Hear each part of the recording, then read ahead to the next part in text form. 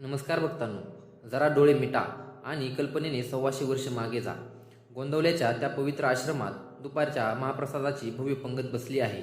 पानाभोवती सुवासिक शुद्ध तुपातील अन्नाचा सुगंध दरवळत आहे. शेकडो भक्त, गावातील मोठे मोठे प्रतिष्ठित सावकार आणि वेदशास्त्राचे गाढे अभ्यासक असलेले विद्वान शास्त्री महाराजांसोबत जेवायला बसले आहेत. स्वतः महाराज पाटावर बसले आहेत. संपूर्ण पंक्तीत शांतता पसरली आहे. महाराज अन्नपूर्ण मातेला वंदन करून पहिला घास तोंडात घेणार. ठीक त्याच क्षणी दारातून एक अत्यंत घाणेरडा, अंगावर भयानक जखमा असलेला आणि भुकेने व्याकुळ झालेला एक कुत्रा आत शिरतो. तो कुत्रा थेट महाराजांच्या पानाच्या दिशेने येतो. तिथले काही कर्मठ शिष्य आणि स्वयंपाकी त्याला विटाळ होईल या भीतीने आणि पंक्तीची अपवित्रता भंग पावेल या भीतीने हातात जाड लाकडी काठी घेऊन मारायला धावतात. त्याला लाथाडण्याचा प्रयत्न करतात. पण तेवढ्यात एक अद्भुतपूर्व घटना घडते. महाराज आपल्या जागेवरून उठतात. त्या शिष्याचा काठी धरलेला हात हवेतच थांबवतात आणि जे वाक्य बोलतात त्याने उपस्थित असलेल्या प्रत्येक विद्वानाचा अहंकार चकाचूर होतो आणि त्यांच्या पायाखालची जमीन सरकते. महाराज त्या शिष्याला म्हणाले, थांबा थांबा रे बाबा, त्याला मारू नकोस. तू ज्या विठ्ठलाची मंदिरात पूजा करतोस ना, तोच विठ्ठल आज पंढरपूरहून एवढ्या दुरून चालत भुकेने व्याकुळ होऊन थेट माझ्या पानात जेवायला आला आहे. एका साध्या मुक्या प्राण्याला पाहून महाराजांच्या डोळ्यात साक्षात भगवंताचे रूप कसे दिसले. त्या कुत्र्याने महाराजांच्या ताटात तोंड घातल्यावर पुढे असा कोणताच अद्भुत चमत्कार घडला ज्याने संपूर्ण आश्रमाचे वातावरणच बदलून गेले. आज आपण महाराजांच्या जीवन प्रवासातील एका अशा सत्य, अलौकिक आणि डोळ्यात पाणी आणणाऱ्या कथेचा अनुभव घेणार आहोत. हा व्हिडिओ शेवटपर्यंत आणि अत्यंत एकाग्रतेने पहा, कारण आज तुम्हाला खऱ्या धर्माची आणि भक्तीची व्याख्या कळणार आहे. ही घटना आहे त्या काळातील जेव्हा गोंदवले बुद्रुक या छोट्याशा गावात भक्तीचा आणि नामाचा पूर आला होता.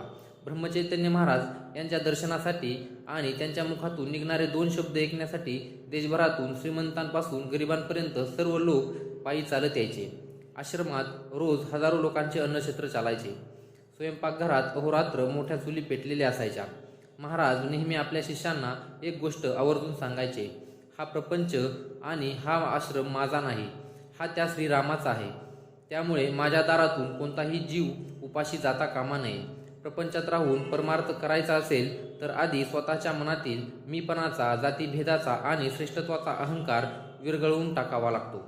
पण माणसाचं मन फार विचित्र असतं.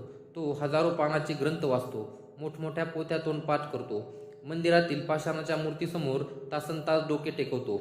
पण त्याच्यासमोर आलेल्या जिवंत, रडणाऱ्या आणि भुकेल्या प्राण्यामध्ये त्याला देव दिसत नाही. त्या दिवशी आश्रमात एका विशेष उत्सवाचे आयोजन करण्यात आले होते. अतिशय उत्तम प्रतीचा सात्विक स्वयंपाक तयार करण्यात आला होता. दुपारी 12चे ठोके पडले आणि महाप्रसादाची पहिली पंगत बसली. पंगतीमध्ये गावातील जमीनदार, वेद शिकलेले कडक सोहळ्याचे शास्त्री आणि लांबून आलेले वारकरी एका ओळीत बसले होते. महाराज पंक्तीच्या अगदी मध्यभागी बसले होते, जेणेकरून त्यांना सर्व भक्तांकडे लक्ष देता येईल. सर्वांच्या केळीच्या पानावर शुद्ध सुवासिक अन्न वाढून झाले होते. हिंदू परंपरेनुसार जेवणापूर्वी वदनी कवळ घेता हा श्लोक सर्व भक्तांनी एका सुरात अत्यंत भक्तिभावाने म्हटला. वातावरण अत्यंत पवित्र झाले होते. प्रत्येकजण भुकेला होता आणि पहिला घास तोंडात घेणार तोच आश्रमाच्या मुख्य पायऱ्यांवरून आणि लाकडी चौकटीवरून कोणीतरी आत प्रवेश केल्याचा एक वेगळाच आवाज आला.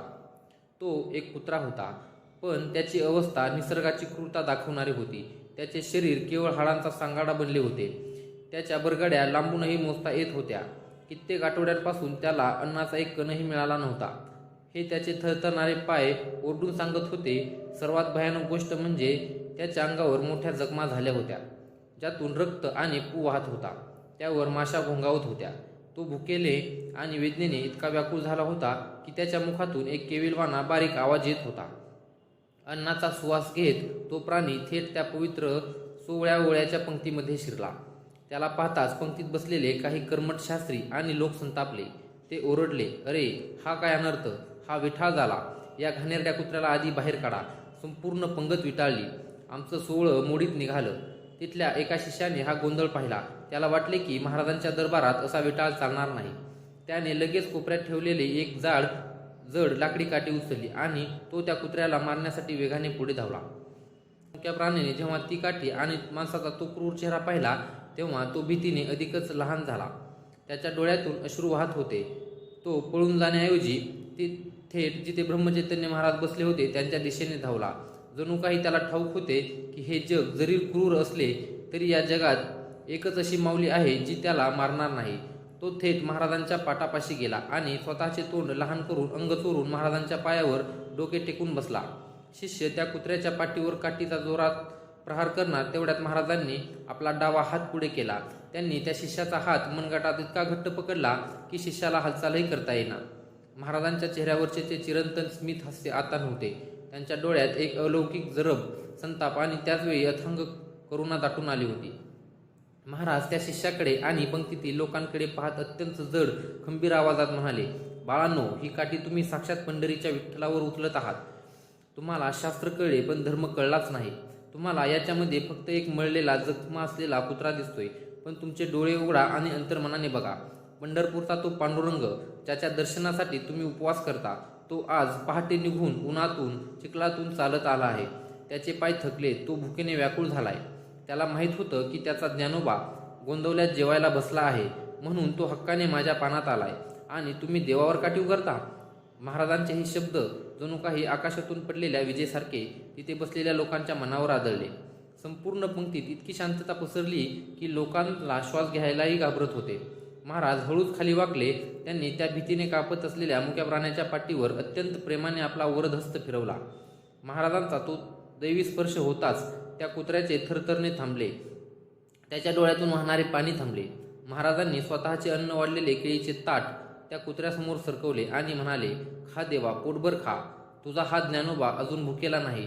तू जेवलास की माझं पोट भरेल. आश्चर्याची गोष्ट म्हणजे तो कुत्रा अत्यंत सभ्यपणे, शांतपणे महाराजांच्या ताटातील अन्नाचा एक एक घास खाऊ लागला. महाराज डोळ्यात अश्रू आणून त्याच्याकडे पाहत राहिले आणि पुटपुटले, किती रे भूक लागली होती तुला? माझ्याकडे यायला तुला फार त्रास झाला ना रे बाबा. त्या मुक्या प्राण्याने ताटातले अन्न अगदी स्वच्छ करून खाल्ले. त्याचे जेवण झाल्यावर त्याने अत्यंत कृतज्ञतेने आपली जीभ फिरवून महाराजांचे दोन्ही पाय चाटायला सुरुवात केली. मुक्या प्राण्यांची कृतज्ञतेची हीच भाषा असते. पण खरा चमत्कार पुढे होता. जेव्हा त्या कुत्र्याने महाराजांचे पाय चाटले तेव्हा तिथे बसलेल्या सर्व शिष्यांना आणि शास्त्रींना एक अद्भुत अनुभव आला.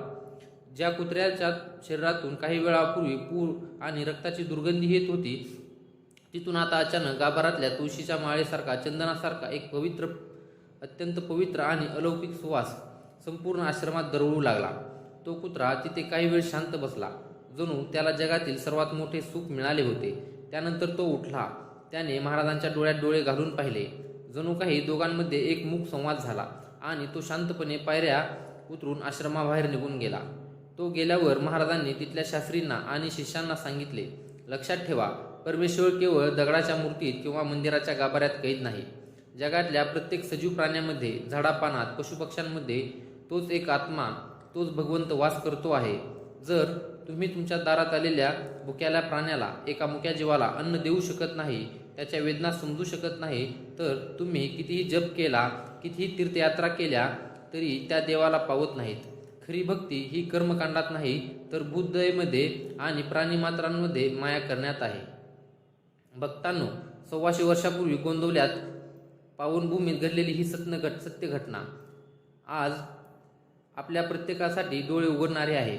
आज आपण देवाच्या नावावर लाखो रुपये खर्च करतो, मोठ्या धार्मिक सहली काढतो, मंदिरात सोन्या चांदीचे दागिने चढवतो, पण आपल्याच घराबाहेर गल्लीच्या कोपऱ्यावर एखादा भुकेलेला कुत्रा, एखादा छोटा पशु थंडीने कापत असेल किंवा भुकेने रडत असेल तर आपण त्याला पायदळी तुडवतो, त्याला दगड मारून हाकलून लावतो. महाराज आपल्याला या कथेतून हाच मोठा धडा देतात की हे मुके प्राणी आपल्यासारखे बोलू शकत नाहीत, त्यांच्या वेदना शब्दात मांडू शकत नाहीत, पण जेव्हा तुम्ही त्यांना मायेने पाण्याचा एक घोट किंवा भाकरीचा एक तुकडा देता तेव्हा त्यांच्या आत्म्यातून निघणारे मुख आशीर्वाद थेट परमेश्वराच्या चरणापर्यंत पोहोचतात. प्राण्यांवर दया करणे हा प्रपंचातला सर्वात मोठा परमार्थ आहे. म्हणूनच भक्तांनो, आज आपण महाराजांच्या चरणाशी एक छोटासा संकल्प करूया. आजपासून आपल्या दारापाशी येणाऱ्या कोणत्याही मुक्या प्राण्याला आपण मारणार नाही, उलट त्याला किमान थोडं अन्न किंवा पाणी नक्की देऊ. कारण कोणत्या रूपात स्वतः महाराज किंवा भगवंत तुमच्या परीक्षेसाठी तुमच्या दारात येतील हे कोणीच सांगू शकत नाही. जर तुम्हाला गोंदवलेकर महाराजांची ही भूतदयेची शिकवण मनापासून आवडली असेल तर या व्हिडिओला आत्ताच एक लाईक करा. कमेंट बॉक्समध्ये तुमची भक्ती आणि हा संकल्प व्यक्त करण्यासाठी श्रीराम जय राम नक्की लिहा. तुम्ही कमेंटमध्ये लिहिलेले नामस्मरण थेट महाराजांच्या चरणी रुजू होईल. अशाच प्रकारच्या प्रेरणादायी आणि सत्यदैवी कथा ऐकण्यासाठी आपल्या चॅनलला सबस्क्राईब करायला विसरू नका आणि बेल आयकॉन नक्की दाबा. हा विचार समाज मनात रुजवण्यासाठी हा व्हिडिओ आपल्या मित्रपरिवारासोबत शेअर करा. बोला श्री ब्रह्मचैतन्य महाराज की जय.